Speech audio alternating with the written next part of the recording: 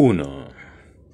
Bienvenidos a una nueva transmisión del programa de Hans Alejandro Gamboa Rengifo para Colombia y el mundo. Hoy es 7 de mayo del año 2021. Contamos twitters @cyberpunkcolombia mientras jugamos en vivo. Te dije ayer que íbamos a empezar a aprender a jugar ajedrez. Mientras revisamos nuestros primeros twitters. @BBC News.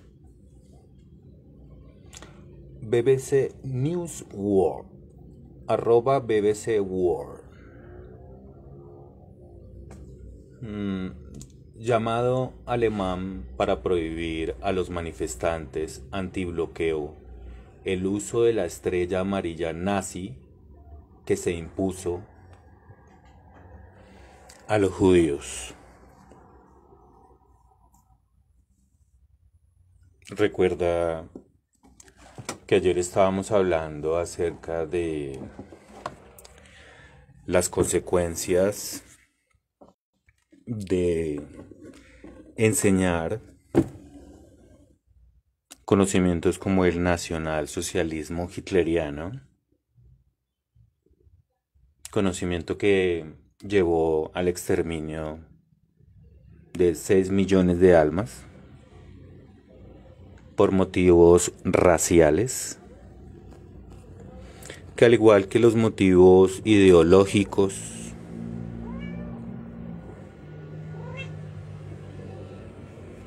religiosos y demás, son la consecuencia de masacres, homicidios, torturas, que van mucho más allá de el simple título o mote de acto delincuencial o vandalismo, cuando el sujeto activo de la comisión del delito tiene una premeditación, un objetivo anterior y que ejecuta con sevicia, que elabora después de haberlo pensado, haciendo del resultado mucho más que un accidente, algo milimétricamente planeado. Estas son las personas que utilizan motivos religiosos, ideológicos, de raza o de etnia para matar a otro, hacerle daño, sembrar el terror. Esta es la razón por la cual no se estudia este conocimiento. Porque a pesar de lo que muchos digan de que se debe estudiar para desarrollar un pensamiento crítico, les recuerdo que esos experimentos han conllevado a lesiones, ataques y persecuciones dentro del aula de clase.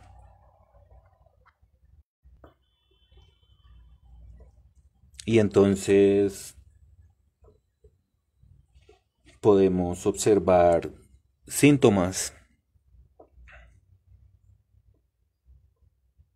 en Colombia, en Londres, en China, en Estados Unidos, en España, en donde bajo la tutela del respeto a la libertad de pensamiento, estos individuos que tienen pensamientos ultraviolentos,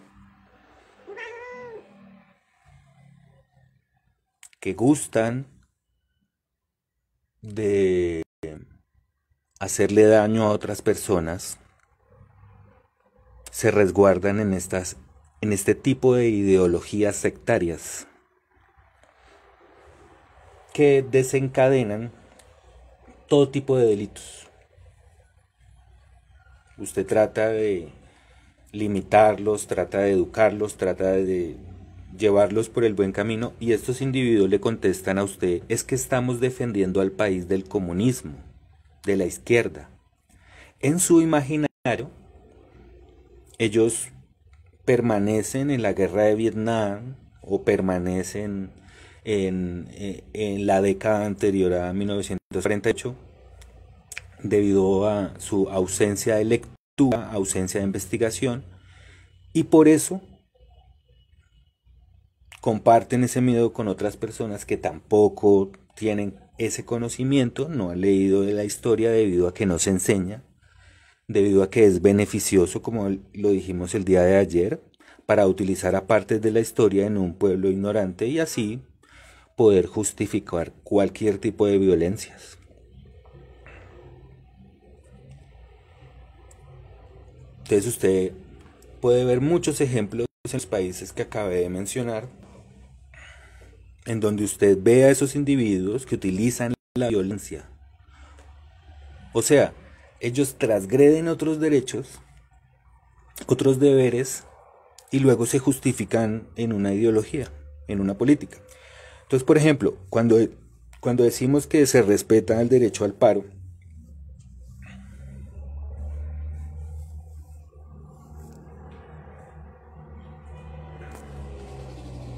no estamos diciendo que se respete, por ejemplo, el derecho a romper vidrios, por ejemplo, dañar, por ejemplo, un semáforo, asaltar a otra persona, ¿no? Hurtar sus elementos, dañar un vehículo. Entonces esto no hace parte de la protesta,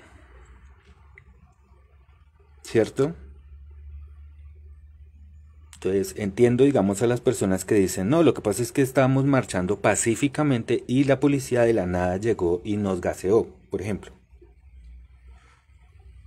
Entonces yo tengo que decir, sí, he visto ese tipo de casos, pero también he visto otros en donde los manifestantes utilizan el hecho de que van andando entre muchas personas y comienzan a arrojar elementos contra las casas, comienzan a dañar la propiedad privada. Y estas personas que tienen estas propiedades, pues llaman a la policía y les dicen, mire, lo que pasa es que me están tirando piedras acá a la casa y yo estoy acá con mis hijos, mi bebé, y están tirándome una piedra o acaban de hurtar a mi abuelo que fue a comprar pan a la panadería o que estaba en la carnicería comprando el almuerzo, cualquier cosa. No es que mi hija fue a la y la asaltaron. No es que, entonces llaman a la policía y por eso la policía envía el ESMAD. Entonces ustedes dicen, no, lo que pasa es que el ESMAD hay que desmontarse. Lo que pasa es que el ESMAD, no, mire, en 2 siglos de historia, obviamente que han sucedido cualquier cantidad de accidentes. Ningún policía sale de su casa pensando, no, es que yo quiero hoy hacerle daño a alguien. O de pronto quiero asesinar a un familiar de un compañero. Nadie sale con ese pensamiento. Sí, pero imagínate en un momento de estrés y tú dices, no, es que ellos están armados. Sí, pero es que los otros tienen piedras, palos y una pistola tiene 9 balas, 10 balas, 5 balas, 3 balas. ¿Ves? Y los otros son 60, 70 con palos, piedras.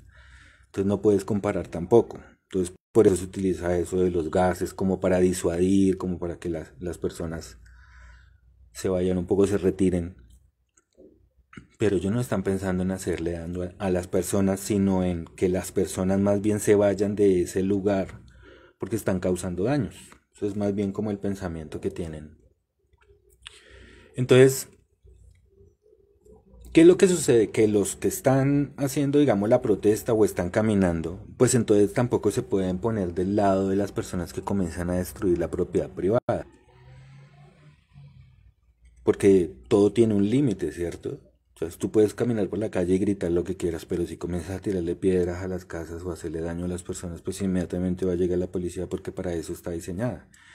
¿Y que por qué el ESMAD? Pues porque esas personas llegan con sus indumentarias y sus armas no letales a tratar de enfrentar a turbas totalmente violentas que ya no son el paro o la protesta.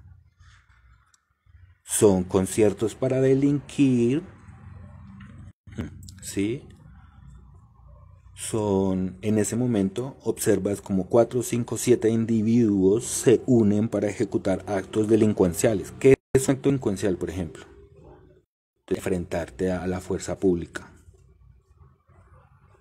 No, pero es que me gaseó, no, es que me miró mal. Entonces hay que poner quejas, demandas, tienes que registrar eso, videos, pero entonces no puedes pegarle y entonces porque inicia una batalla.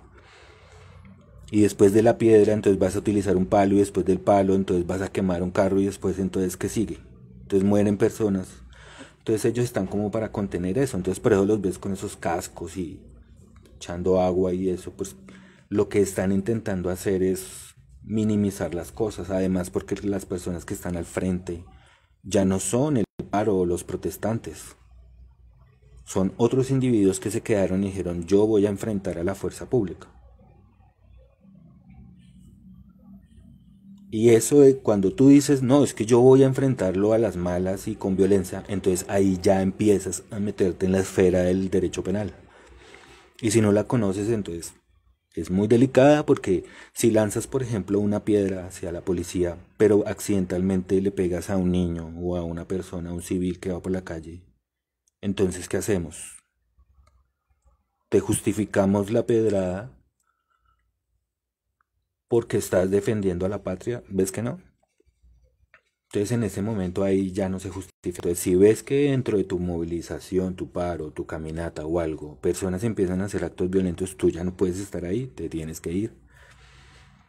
Ya no haces parte de eso. Nada se ha conseguido así, créeme.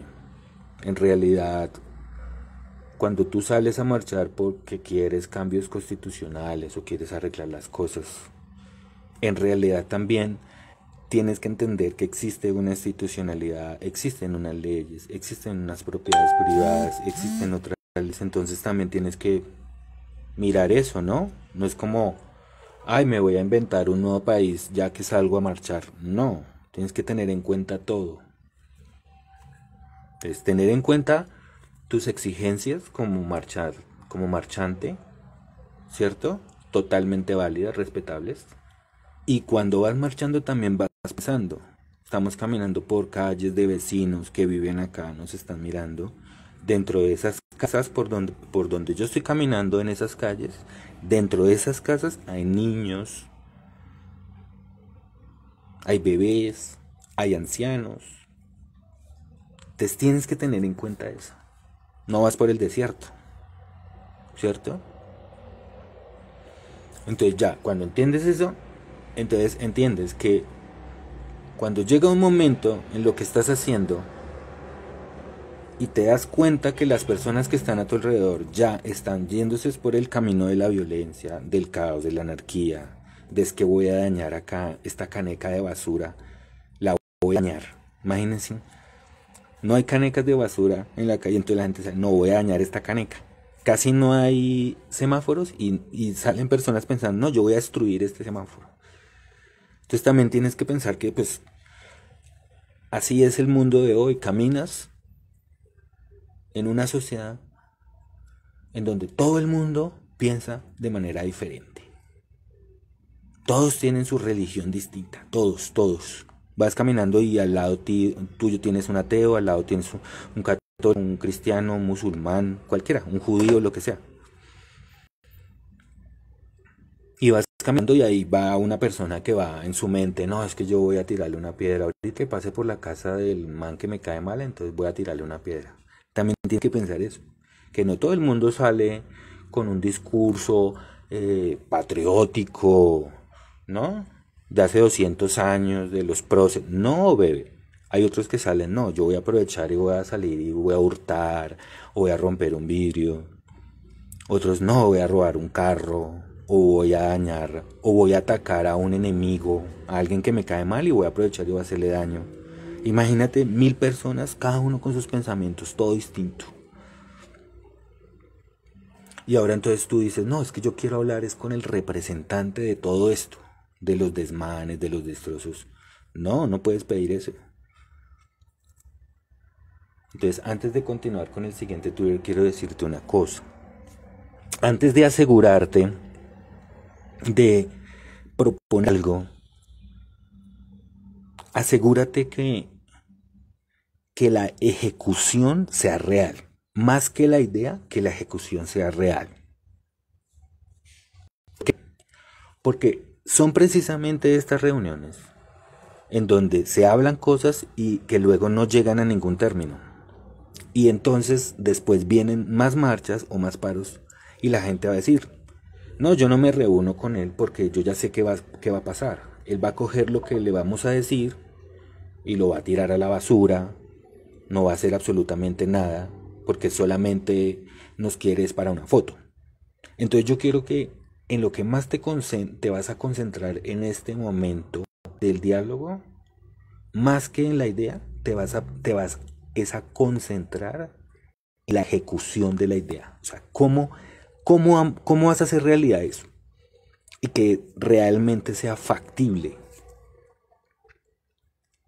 Así aseguras el éxito del diálogo.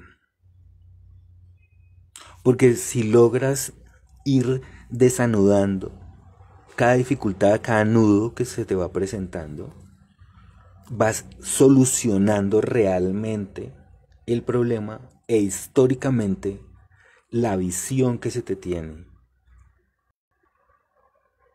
va a cambiar de negligencia a eficiencia, de desidia o sordera a atención, a algo que sea realmente factible de hacer. ¿Vale? Eso es lo más importante.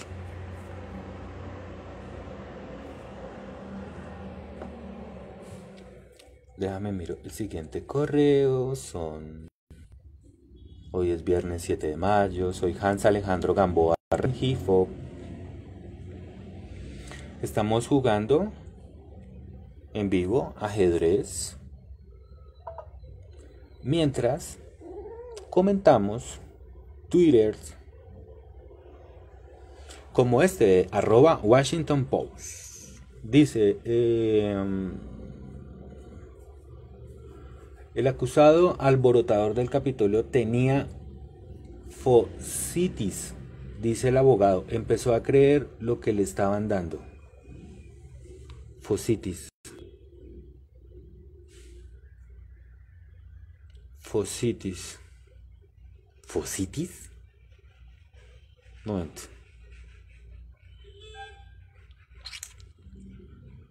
Fositis. No, es que los presidentes, los senadores, los periodistas,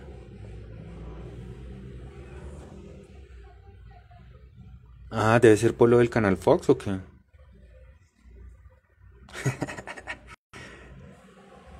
Sí, estoy buscando el término fositis. Definición. ¿Qué es eso? Traducción. Sí debe ser Foxit Software. Larger Blames. No parece como tal. Ay, mi gata me está pegando. ¿Qué te pasa, baby? Me está pegando porque no la consiento. Fositis, debe ser eso. Bueno, uno de los riesgos más grandes que tenemos en este siglo es el hecho de ver cómo el concepto, digamos lo que tenías en la cabeza teóricamente del médico, que da la vida por ti, que te da el mejor medicamento, que no sé qué, se contrapone, se contrasta con el hecho de que sabes que existe la ley 100, la reducción de los costos en la salud, la tercerización de la salud, ¿sí? Entonces se contrapone con eso. Es lo mismo, por ejemplo, cuando recuerdas que los periodistas son personas que comunican lo que sucede, como esos juglares, como esos vallenatos de la primera generación, ¿no? Que iban de pueblo en pueblo, que ves en 100 años de soledad, que así era como la gente en esa época se enteraba de lo que sucedía. Entonces llegaba el cantante de vallenato, que en esa época, digamos, una especie como de pregonero, ¿no? Ese juglar que iba de pueblo en pueblo y entonces cantando, ¿no? Les iba contando, no, pues en el pueblo acá al lado mataron a tal, o la casa vieja no sé, se cayó, o construyeron una nueva iglesia, o se casó tal persona con tal persona. Así era como las personas, pues, se daban cuenta, conocían, o sabían, o se enteraban de lo que estaba sucediendo en el pueblo de al lado. Entonces, eso es el concepto del periodismo. Entonces, llevar la noticia. Mire, lo que pasa es que hay un paro, está pasando esto, que no sé qué, está sucediendo esto. Hay un político investigado y otro político raro, extraño, que lleva muchos años y no le han puesto nada. Pero luego entonces llegas al pleno siglo XXI, ¿no? Ahí al 2021 y te das cuenta que hay unos periodistas que son de un partido político y hay otros periodistas que son de otro partido político. Y que cada uno entonces defiende al político que está en su partido y entonces la gente se confunde, entonces la gente dice, bueno, entonces no es culpable, entonces es inocente, entonces sí cometió, entonces tú lo ves, entonces eso se transmite a la gente. Entonces en las calles la gente entonces discute. No, pero es que él es culpable, otro no, es inocente. Porque en tal canal dije, pero ese canal le trabaja no sé qué, no sé qué. Entonces esa labor que tú tenías de periodista, entonces ya no es.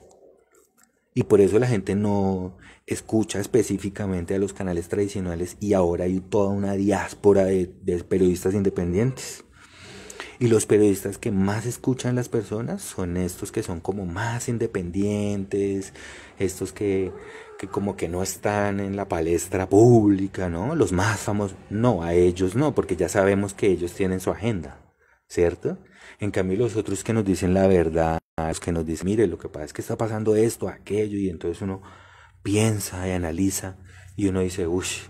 Entonces sí existen buenos periodistas, existen periodistas que no les importa lo que sea de decirle a X, Y, Z lo que están haciendo, ¿cierto? Pero entonces te dicen, no, ¿y eso cómo sería posible? Yo, no, eso es imposible. Porque imagínense que existe una cosa que se llama la pauta y los políticos ya saben qué es la pauta. Entonces, ¿qué hacen?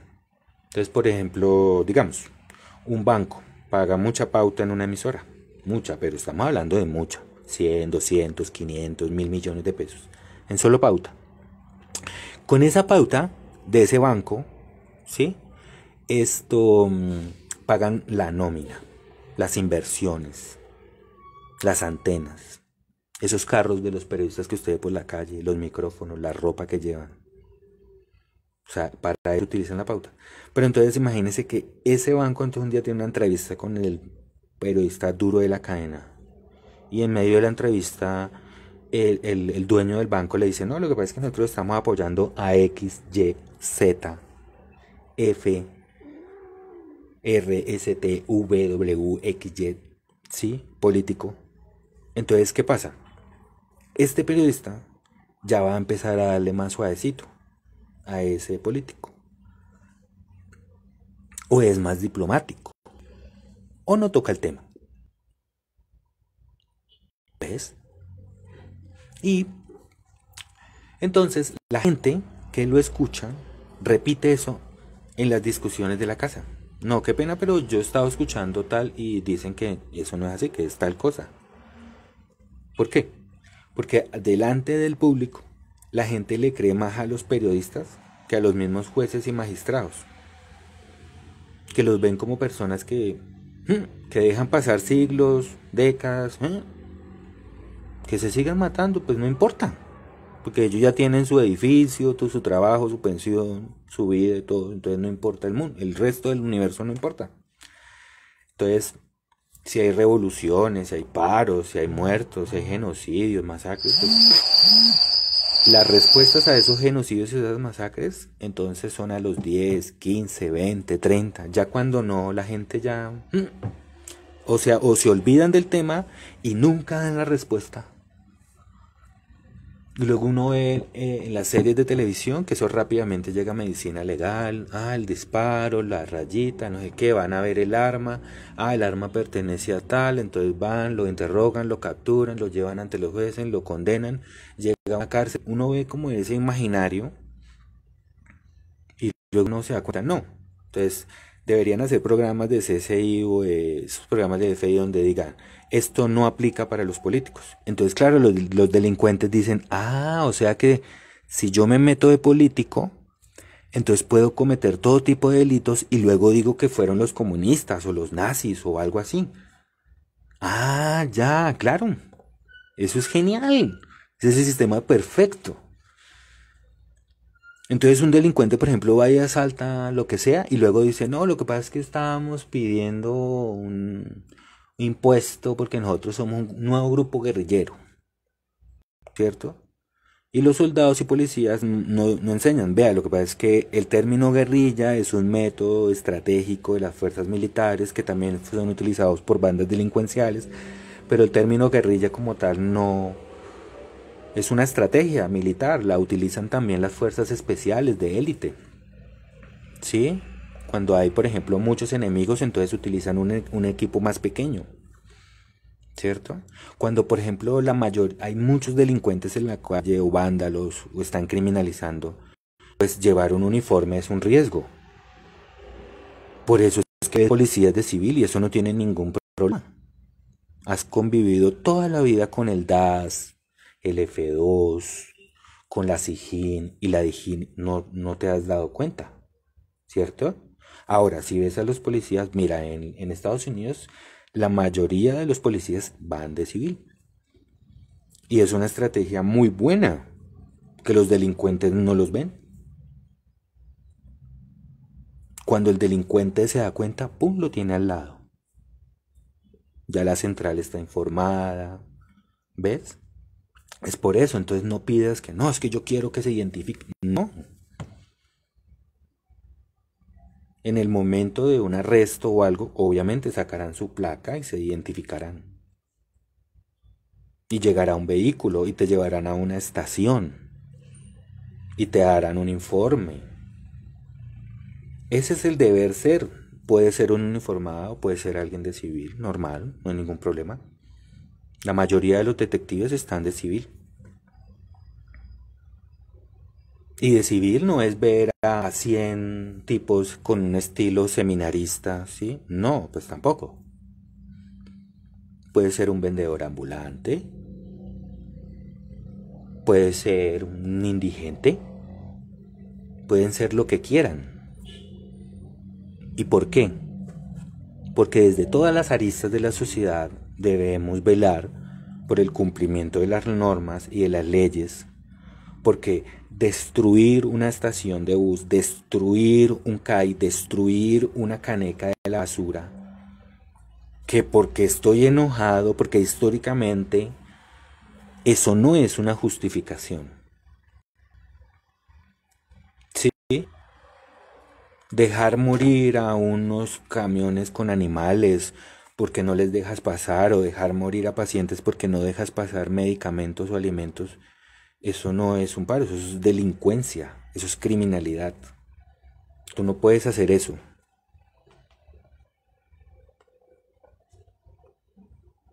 No sabes por esa carretera cuántas vacunas, cuántos alimentos van. No tienes idea, documentos importantes, citas, recuerdos, infinidad de cosas. Entonces no puedes hacer eso. Eso no está bien. Tienes mil formas de protestar, sin obstruir las calles, sin dañar propiedad privada, sin afectar a otras personas. Si no sabes o no tienes creatividad para eso, es mejor que no hagas nada. ¿Por qué?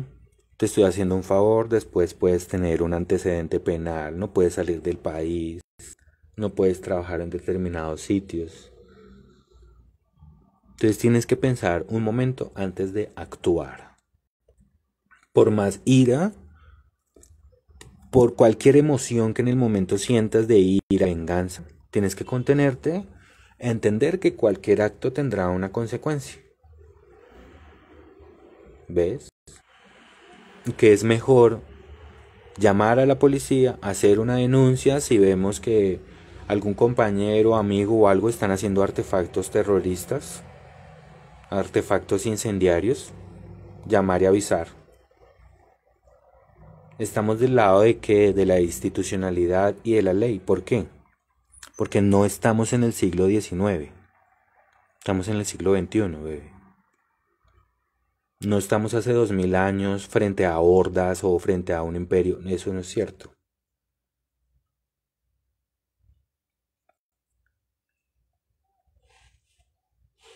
Entonces, vamos a mirar Twitter y continuar jugando ajedrez. Vamos a mirar @AgenceFrancePress.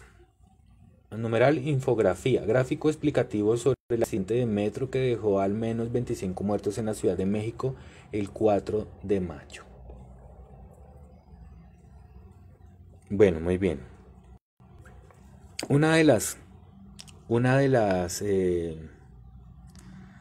aristas en mi discusión acerca de la tercerización en el transporte, en la educación, es precisamente el hecho de cómo dejas al azar o al libre albedrío la protección, la seguridad. Y lo más importante es que cuando vas pasando décadas y décadas de prestar un servicio público específicamente, vas adquiriendo algo que se llama experiencia.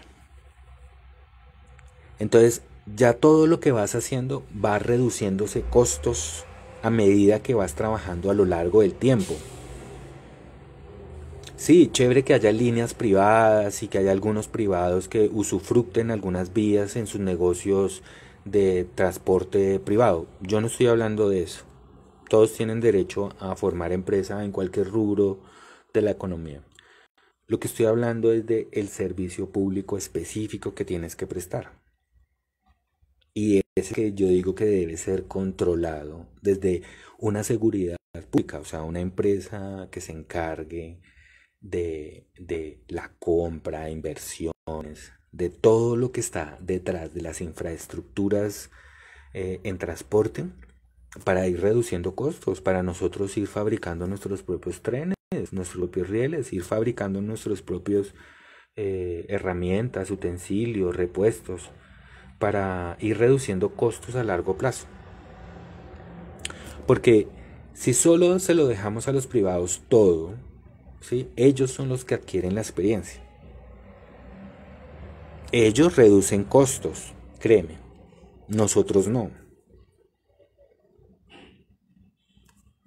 ¿Sí? Entonces me gustaría que como que tuvieras en cuenta eso.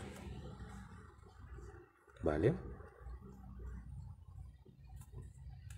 Bueno, vamos a mirar otro correo.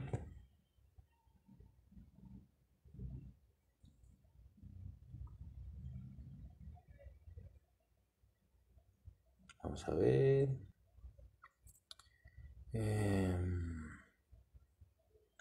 Dice @Mesa Nacional Popular. No sé qué sea. Vamos a mirar.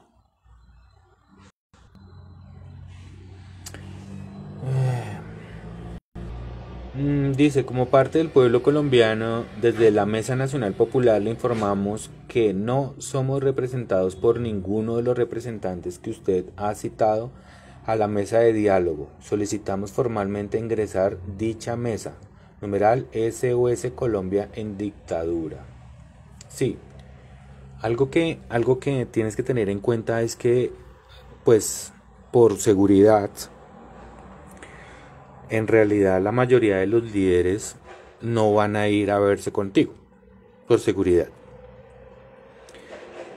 Esto, no hay cosa más riesgosa en Colombia que ser líder social.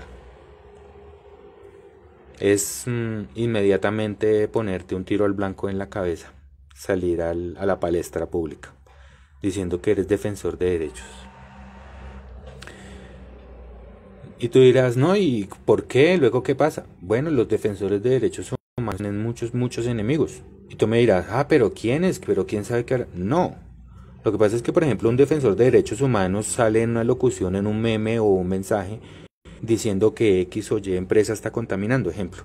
Pero es que esa empresa, ahí trabajan 300 personas. Y dentro de esas 300 personas hay 500 hijos, hay socios.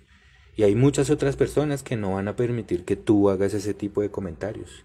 Y les queda muy sencillo averiguar dónde vives, dónde trabajas, e enviar a alguien a hacer algún tipo de amenaza. ¿Cierto? Es muy sencillo.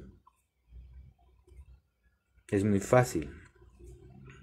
Y no es que la empresa esté amenazando porque quiera, no. Eso lo hacen libremente los empleados, los socios, los hijos de los socios indignados porque este tipo está hablando mal de la empresa de mi papá, de mi abuelo, de mi tío, X, Y, Z. Entonces los defensores de derechos humanos se ganan muchos enemigos así. O por ejemplo un día dicen que en tal casa o algo están utilizándola para venta de armas ilegales o de sustancias o lo que sea. Pues te ganas a esa familia o a esos hijos o a esos criminales de enemigos. Así de fácil. Cada vez que un defensor de derechos humanos hace una denuncia, es un enemigo más.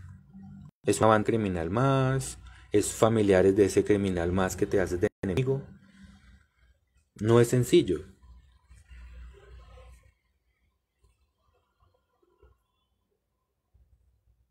Entonces vas a recibir personas que en este momento van a aprovechar para lanzarse para ediles, para concejales, para el Senado, para la Cámara, que son los que se van a presentar como los representantes del paro, de los desmanes, todo eso.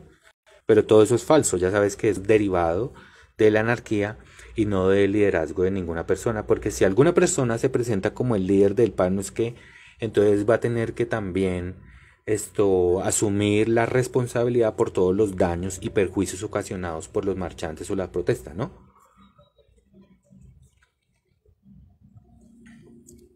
Sigamos mirando.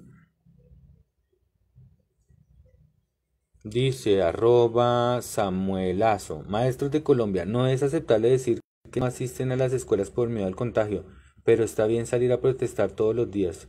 Numera la educación presencial es vital. Bueno, este individuo que lo retuitó, que se llama Gabriel J. Vallejo, no sé quién es, pues hemos tenido muchísimos ejemplos de estos individuos que hablan de manera genérica, pero si se estudia un poco el derecho penal, sabemos que eh, se deben individualizar cada una de las acusaciones, cada una de las de los delitos de los que estamos hablando, y no debemos generalizar o decir que todos los maestros de Colombia están haciendo los desmanes del paro o están causando los desmanes del paro, o que todos los maestros están marchando. No, lo que pasa es que el pueblo es compuesto por panaderos, electricistas, maestros, policías, políticos, vendedores ambulantes, cantantes. Entonces no son los maestros, bebé. Entonces tal vez tú en tu finca o en tu chalet o en tu superapartamento, con la pensión o la riqueza de tu familia, pues no te ha afectado, digamos, el hambre, el genocidio, las masacres, la amenaza de glifosato, que hicieran caminar a los indígenas durante 4 o 5 semanas para después decirles que no. Sí, bebé, de pronto eso no te afecta, ¿sí? Pero a esas personas sí. Entonces no generalices porque no son los maestros los que están haciendo los desmanes o están haciendo el paro o están convocando. No, bebé, yo no. No. Cuando ves el pueblo, ves multiplicidad de profesiones, multiplicidad de oficios, ¿sí? Y yo no sé tú, pero yo sí he escuchado a los maestros diciéndole a los marchantes y todo eso, que no utilicen la violencia, que el respeto, que no hagan desmanes. Más bien los maestros han sido los encargados de evitar tanta violencia. ¿Sí? Y claro que ellos tienen mucho que decir, porque imagínate que a los maestros se les prohibió enseñar historia en Colombia. Entonces, deben tener algo que decir. Imagínate que a los maestros no se les está pagando sus sueldos. Hay muchas escuelas que están quebradas, están desvencijadas. Las escuelas que están en los pueblos, bebé, no son como el gimnasio moderno. No, no son así, o como el Marimao. No. O como el San Luis. No. Son deplorables. Los baños deplorables. Los libros son antiquísimos, no tienen internet, están totalmente aislados, tienen problemas de pago de sueldos, tienen problemas de seguridad, les roban los autos. Entonces, no digas jaque al rey de uno. No digas que son los maestros o los campesinos los que están haciendo. No, es el pueblo. Y no es que alguien esté detrás incitándolo, no. Esto es la consecuencia de décadas de malas propuestas de privatización de derechos humanos que llevaron a este gobierno. Hubiera podido ser el siguiente, pero le tocó a este gobierno. Pandemia, paros. En realidad, digo con todo respeto que necesitamos es apoyar que los cambios constitucionales realmente se hagan, que son los que solicitan.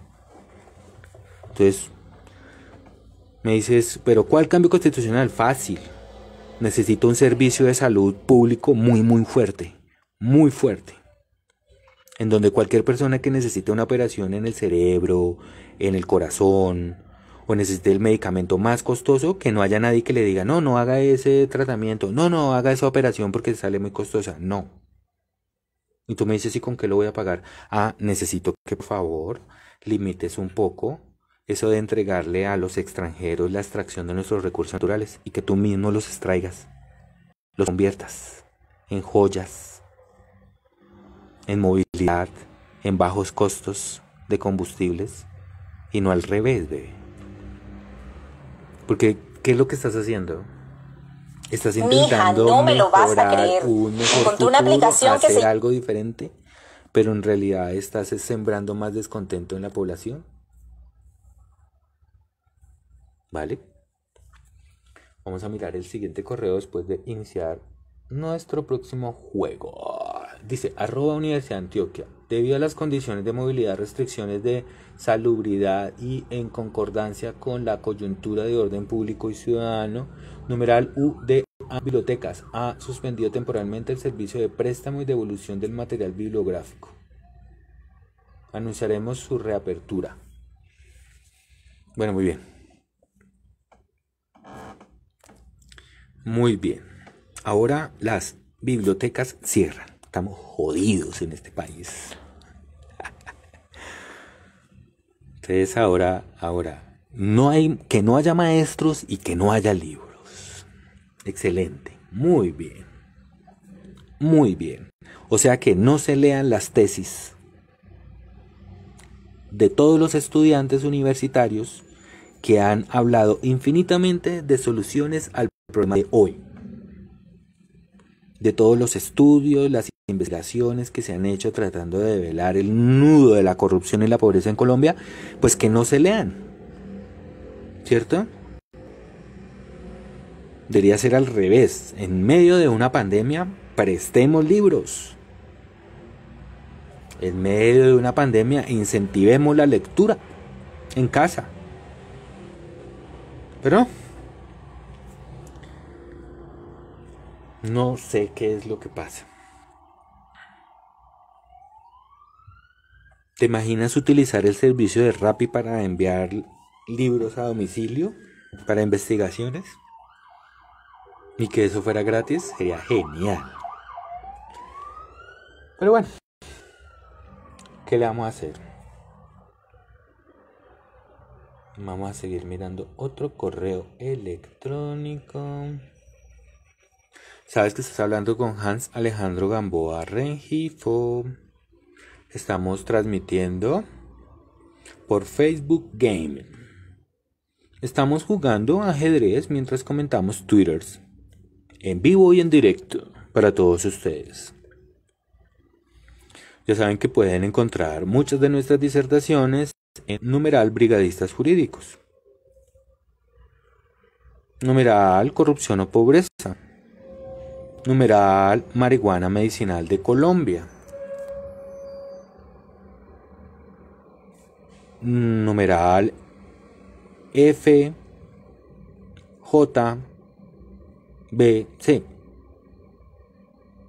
numeral HAGR Museo, numeral 20 de julio del 2015. Ahí puedes encontrar muchas de nuestras disertaciones, análisis, pensamientos, comentarios acerca de política, geopolítica, economía, planeación, gobierno, filosofía, etcétera. Hay diferentes ciencias sociales, astronomía, física. Todos estos los puedes encontrar, por ejemplo, en nuestro blog, se llama Grandes Misterios de la Historia, y en Facebook como Lectores de Grandes Misterios de la Historia.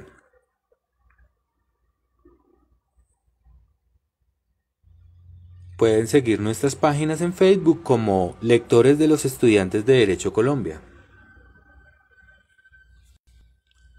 Lectores de la Fundación Jaime Betancourt Cuartas, Lectores de Flores y Frutas Colombianas, Lectores de Fruit Sower, o sea, sembradores de frutos en inglés, Fruit Sower, Fruit Sower Gamer. ¿Vale? Te invito a leer el proyecto ambiental Fruit Sower. Lo puedes encontrar en Google como fruitsower.blogspot.com. Si lees este proyecto, que tiene introducción, conclusiones, síntesis, ejemplos, cronogramas, conclusiones, bueno, toda una parte de ideas para que puedas desarrollar en tu casa, en tu oficina, en tu barrio, lo que es la siembra de árboles frutales específicamente. No de cualquier árbol, sino de árboles frutales. Y tú me dirás, ¿por qué? Bueno, porque los árboles frutales tienen una gran ventaja a comparación de otros árboles. Porque con sus frutos puedes hacer toda clase de productos. Ejemplo, con su madera puedes hacer productos de carpintería. Con sus hojas puedes hacer follaje, abono. Con sus frutos puedes hacer panadería, repostería, perfumería, puedes hacer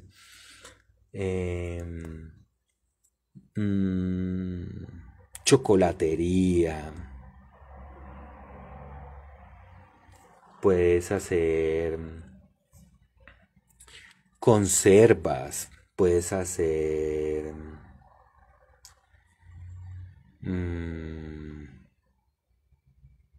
frutos secos, puedes hacer helados. Bueno, infinidad de rubros de la economía en donde puedes desarrollar tu emprendimiento, lo que te gusta, utilizando frutas. Y qué chévere que en tu terraza, en tu barrio, en tu jardín, en tu ciudad, pues tuvieras como una materita o algo. ¿Y dónde vas a conseguir las semillas? Muy fácilmente. Todos los días consumes muchas frutas. y arrojas a la basura las semillas.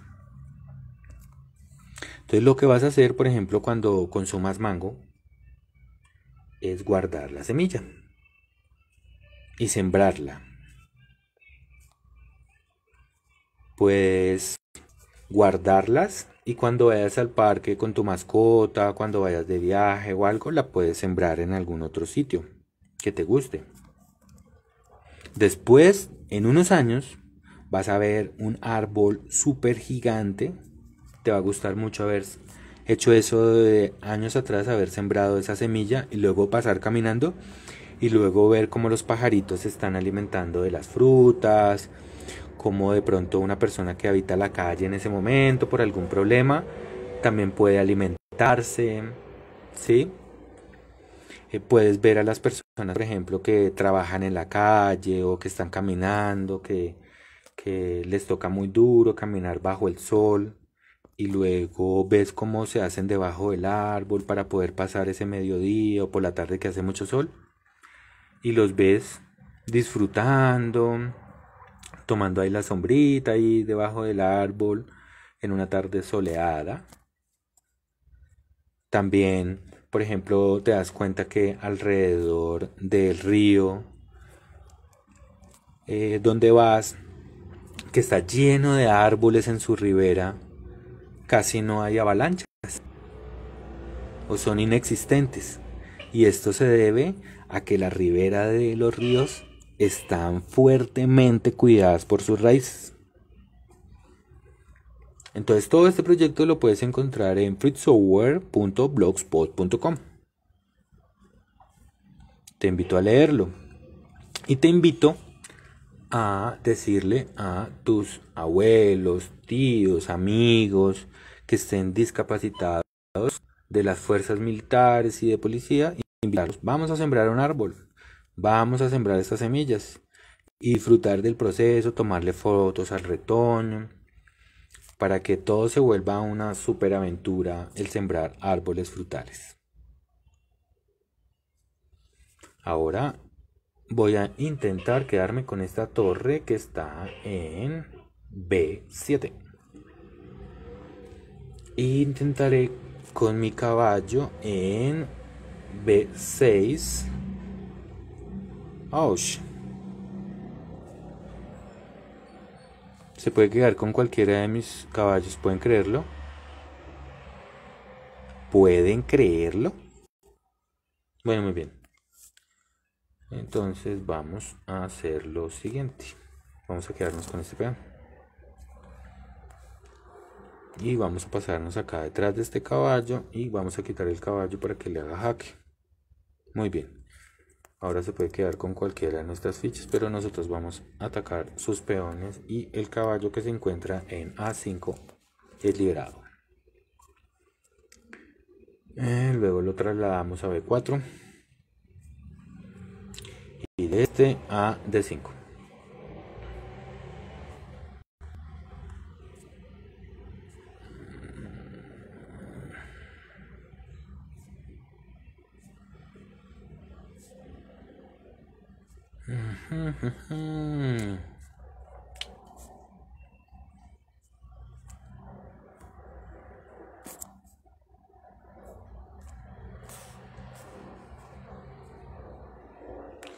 Quiero llevar este caballo a C3.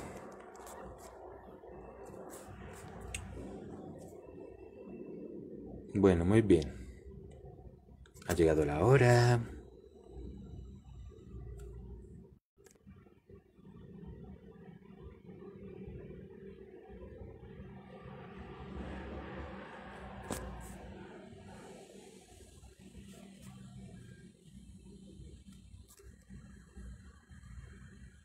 El mismo principio.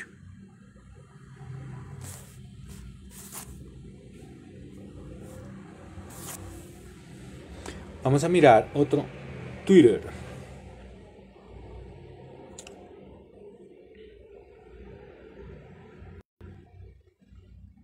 Dice @Axel Kaiser. Dice: Colombia vive algo similar a lo que vivió Chile en 2019 con la constitución que se hizo desde cero por asamblea en 1991 y y que se encuentra repleta de derechos sociales, esos de los que supuestamente carece la nuestra y nos condujo a la crisis.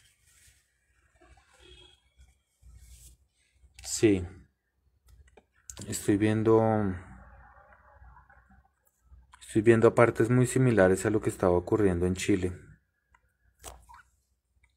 Y es ese momento histórico donde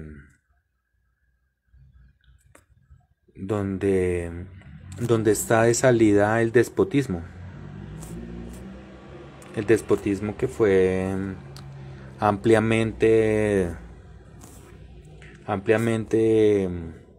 enseñado y impuesto, permitido por la Central de Inteligencia norteamericana, debido a un momento histórico de amenaza de una supuesta invasión comunista de la URSS o de la Unión Soviética.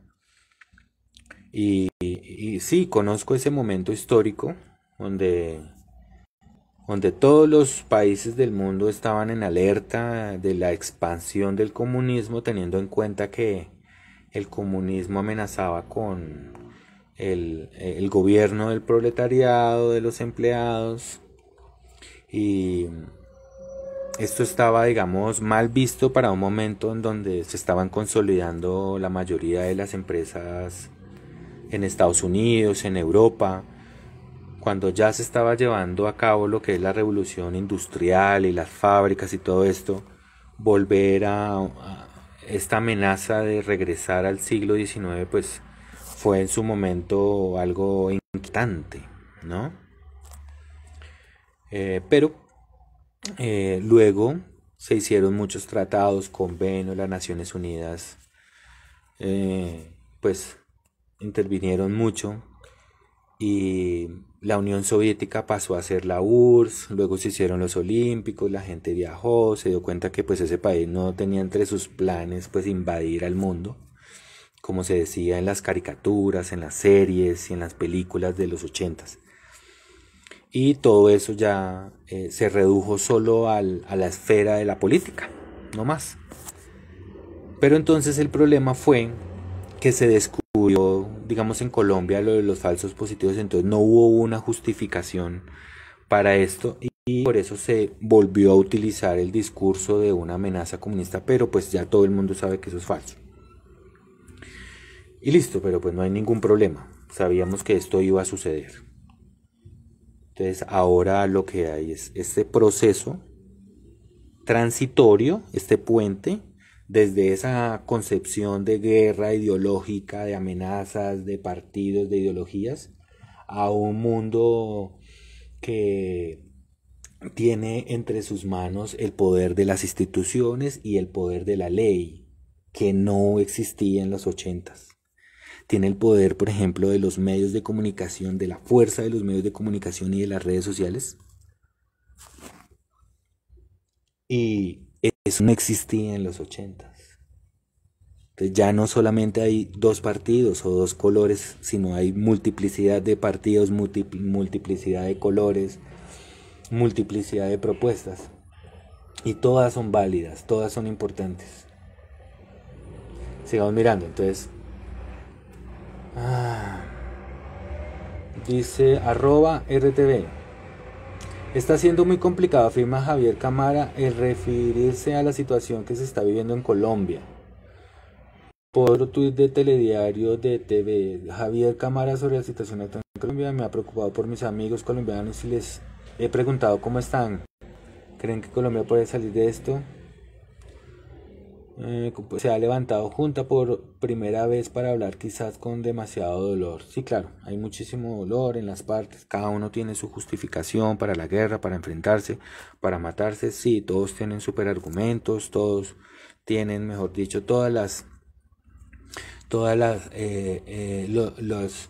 justificaciones para actuar, pero no estamos ya en ese momento de la historia, y la invitación es a darse cuenta que por medio de la violencia no conseguimos nada, dándose cuenta que a través de la política o a través de los políticos, pues la idea es que ellos se sienten y utilicen el don de la palabra para llevar todas estas preocupaciones, pero al estadio o al universo de lo que es posible y cómo lo van a hacer posible y con qué cronograma y qué días específicos se va a hacer cada paso, cada cosa, para que la gente tenga un mapa específico de la solución, sus tiempos específicos, cómo se va a llevar a cabo, con qué dinero, qué presupuesto, cómo se va a hacer, quién es el responsable,